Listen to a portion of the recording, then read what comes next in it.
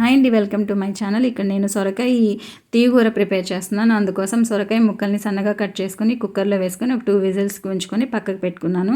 తర్వాత ఒక బాణీ తీసుకున్నాను, ఆయిల్ వేసుకున్నాను. ఆయిల్ వేడెక్కిన తర్వాత జీలకర్ర వేసుకున్నాను. జీలకర్ర కొంచెం వేగిన తర్వాత సన్నగా కట్ చేసుకున్న పచ్చిమిరపకాయలు, కరివేపాకు, సన్నగా కట్ చేసుకున్న ఆనియన్స్ వేసుకొని లైట్గా ఉప్పు వేసి మూత పెట్టి బాగా మగ్గించుకున్నాను. తర్వాత ఆనియన్స్ వేగిన తర్వాత ఒక టమాటాను కూడా సన్న ముక్కలుగా కట్ చేసి వేసుకొని బాగా వేగిన తర్వాత మసాలా పేస్ట్ వేసాను. మసాలా పేస్ట్ అంటే ఇక్కడ వేరుశనగ పప్పులు, ఇంకా నువ్వులు, ధనియాలు, జీలకర్ర, మిరియాలు, దాల్చిన చెక్క, మొగ్గ, అల్లం, వెల్లుల్లి వేసుకొని మెత్తగా పేస్ట్ పెట్టుకొని ఆ పేస్ట్ని కూడా అందులో వేసుకొని పచ్చివాసన పోయేదాకా వేయించుకోవాలి ఆయిల్లో. తర్వాత ఉడికించుకున్న సొరకాయ ముక్కలు, ఇంకా పసుపు, ఉప్పు వేసుకోవాలి. కొంచెం మన టేస్ట్కి తగ్గట్టు కారం కూడా వేసుకోవాలి.